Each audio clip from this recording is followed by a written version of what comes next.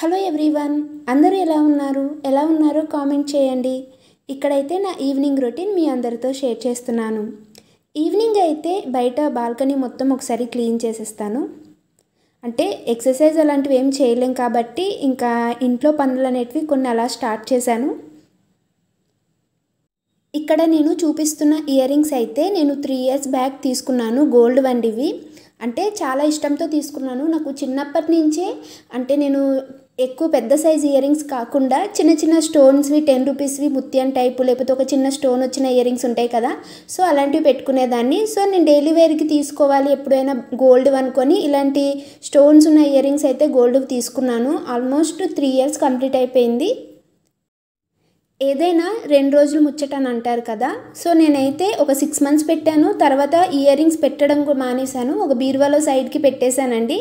ఎందుకంటే 6 months తర్వాత చిన్న స్టోన్ అనేది ఒకటి ఊడిపోయింది. చాలా ఇష్టంతో తీసుకున్నాను. అప్పటికి చెప్పారు ఇంట్లో వాళ్ళు, స్టోన్స్వి ఎక్కువ రోజులు ఉండవు, గోల్డ్ అయినా నార్మల్గా డైలీ వేర్ టైపు చాలా రకాలుగా ఉంటాయి కదా గోల్డ్ చిన్న సైజు ఇయర్ రింగ్స్ తీసుకోమని చెప్పారు. బట్ నేను అవి కాకుండా నార్మల్గా ఇలాంటివి తీసుకున్నాను. 6 months తర్వాత ఒక స్టోన్ ఊడిపోయింది, ఇంకా తర్వాత పెట్టడం మానేశాను. ఈ మధ్య ఏంటంటే ఎక్కువగా నేను నా చెవులకి ఎక్కువగా చిన్న ముత్యం టైపు 10 రూపీస్ ఇయర్ రింగ్స్ ఉంటాయి కదా, ముత్యాలు లేకపోతే చిన్న స్టోన్ ఉంటుంది కదా, అలాంటివి పెడతాను ఎక్కువగా డైలీ వేర్కి. సో ఏమైందంటే అది ఊడిపోయింది. ఇంకా గోల్డ్ గుర్తుకొచ్చింది. ఈ గోల్డ్ చాలా డేస్ అయిపోయింది. అలాగే కొంచెం బ్లాక్గా షైనీ అంటే స్టోన్స్ అనేటివి షైనీ పోయింది. సో దానివల్ల ఏం చేశానంటే కొంచెం కోల్గేట్ పేస్ట్ ఉంటుంది కదా, మనం టూత్ బ్రషెస్తో బాగా క్లీన్ చేస్తే మనకి గోల్డ్ అనేది కొంచెం షైనీగా కనిపిస్తుంది. ఇంక అందుకని అయితే ఇయర్ రింగ్స్ తీసి మొత్తం క్లీన్ చేసి మళ్ళీ ఇయర్ రింగ్స్కి అయితే పెట్టుకున్నాను. ఇంకా ఇక్కడైతే డిన్నర్లోకి పూరీ చేస్తున్నాను. అంటే చాలా డేస్ నుంచి పూరీ తినాలి అనిపిస్తుంది, బట్ కుదరట్లేదు. ఈరోజు కొంచెం వెదర్ కూడా చాలా కూల్గా ఉంది, వర్షం పడుతుందేమో. ఇంకా అందుకని అయితే పూరీ కోసం అయితే గోధుమ పిండి అనేది కలిపి పక్కన పెట్టేశాను. ఇంకా బట్టలు ఇవన్నీ కూడా మడత పెట్టేస్తున్నాను. లాస్ట్ వీడియోలో అయితే నేను నా స్లీపింగ్ ప్రాబ్లం గురించి చెప్పాను, ప్రెగ్నెన్సీలో అసలు నిద్ర పట్టట్లేదని. నాకైతే ఒక సిస్టర్ కామెంట్ చేశారు, తనకంట 5th month, సో తనకు కూడా సేమ్ అదే ప్రాబ్లం అంట. తనైతే ఇంకా వామిటింగ్స్ అవుతున్నాయి ఇవన్నీ కూడా చెప్పారు. సో నాకేంటంటే ఒక 4th month వచ్చినంత వరకే నాకు వామిటింగ్స్ అవన్నీ అయ్యాయి. తర్వాత వామిటింగ్స్ అనేటివి కంట్రోల్, అంటే వామిటింగ్స్ అనేటివి అసలు లేవు.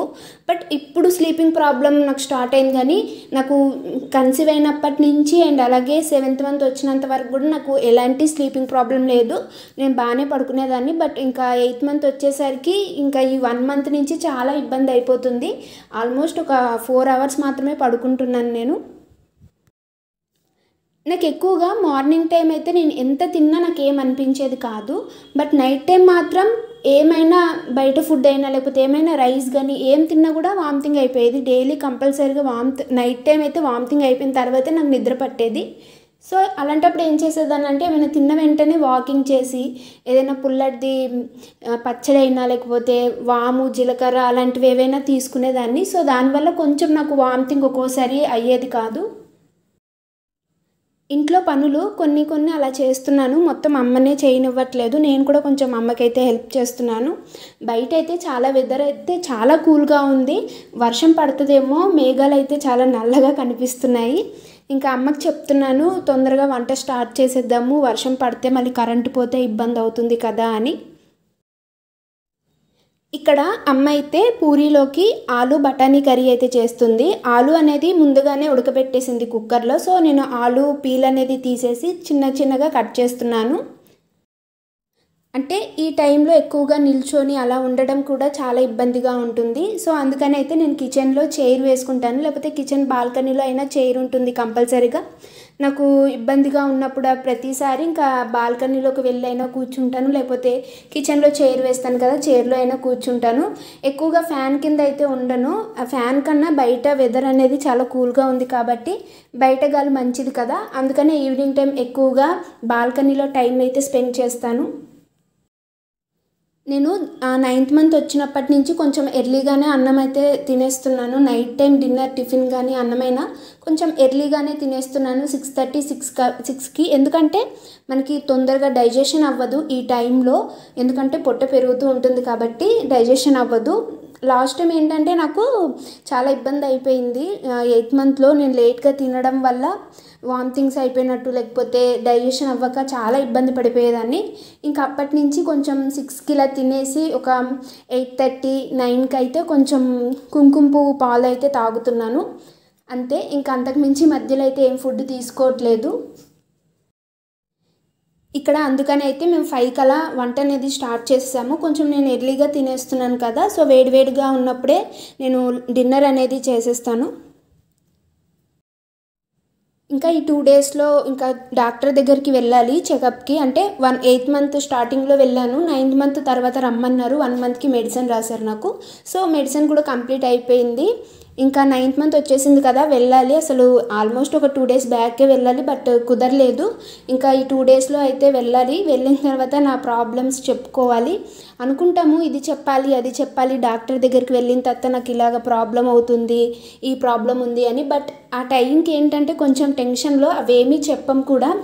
అంటే నేను కూడా స్టార్టింగ్లో ఇవి అడగాలి, అవి అడగాలి డాక్టర్ని అనుకునేదాన్ని. బట్ అవేమీ అడిగేదాన్ని కాదు, సైలెంట్ అయిపోయేదాన్ని. ఈ మధ్య నేను కూడా ఏమీ మొహమాటం పడట్లేదు. డైరెక్ట్గా నాకు ఏ ప్రాబ్లం ఉన్నా డైరెక్ట్గా అడిగేస్తున్నాను. అండ్ అలాగే ఏమైనా డౌట్స్ ఉన్నా కూడా డాక్టర్ని అడుగుతున్నాను. మనము చెకప్కి వెళ్తున్నాం, మనకి ఏదైనా డౌట్స్ ఉంటే క్లారిటీగా అడగాలి, భయం ఎందుకు అని అనిపిస్తుంది. ఇంకా అందుకని ఈసారి వెళ్ళినప్పుడు చెప్పాలి చాలా స్లీపింగ్ ప్రాబ్లం ఎక్కువగా ఉంది అని.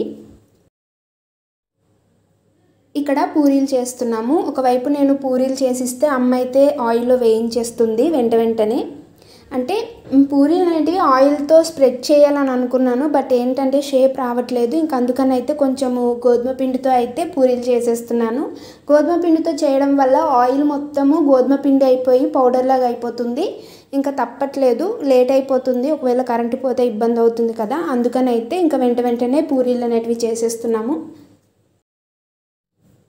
మీకు డౌట్ రావచ్చు నైట్ టైం ఆయిల్ ఫుడ్ ఎందుకు అని, బట్ నాకు కొంచెం ఏదో తినాలని ఉంది. అలానే నేను మొత్తం పూరీలే తిని ఉండిపోను. ఒక 2-3 పూరీస్ తినేసి నాకు రైస్ తినాలనిపిస్తే రైస్ తింటాను, లేకపోతే మజ్జిగ ఏదైనా తాగుతూ ఉంటాను. ఆయిల్ ఫుడ్ ఎక్కువగా తీసుకున్న రోజు మజ్జిగ తాగుతాను నైట్ టైం ఎక్కువగా. ఈ ప్రెగ్నెన్సీ టైంలో మనం మజ్జిగ చాలా అవసరం అండి, మజ్జిగ తీసుకోవాలి. అంటే మజ్జిగ తీసుకోవడం వల్ల బాడీ డిహైడ్రేట్ అవ్వకుండా ఉంటుంది. వంట అయితే మొత్తం కంప్లీట్ అయిపోయింది. ఇంకా బయట కొద్దిసేపు అలా టైం స్పెండ్ చేద్దామని అయితే బయట కూర్చున్నాను. ఎక్కువగా ఇంట్లో ఉంటే చాలా వేడిగా అండ్ అలాగే బాడీ మొత్తం స్వెట్ పట్టేసి చాలా ఇబ్బందిగా ఉంటుంది కదా, అందుకని అయితే బయట కొంచెం కూల్ వెదర్ ఉంది, గాలి కూడా వేస్తుంది చల్లగా. సో అందుకని అయితే బయట చైర్ వేసుకొని అయితే కూర్చున్నాను. ఈవినింగ్ 6:30 తర్వాత ఫోన్ యూస్ చేయను, ఫోన్ చూడడం మానేస్తాను మొత్తానికి. ఎందుకంటే నైట్ టైం నిద్రకైతే చాలా ఇబ్బంది అవుతుంది. నేను యూట్యూబ్లో చూశాను, మనం పడుకునే ముందు ఒక 3 అవర్స్ ముందు నుంచే ఫోన్ని అవాయిడ్ చేస్తే కొంచెము తొందరగా నిద్ర వస్తుందంట. ఇంకా ఇక్కడైతే వర్షం స్టార్ట్ అయిపోయింది. ఇంకా అందుకనైతే అమ్మని కొంచెం నాకు తొందరగా పూరి అండ్ అలాగే కర్రీ వేసి ఇచ్చే, నేను తినేస్తాను అని చెప్పి ఇంకా బయట బాల్కనీలో కూర్చొని అయితే తినేస్తున్నాను. ఈ రోజుటి వ్లాగ్ అయితే ఇది. Thank you.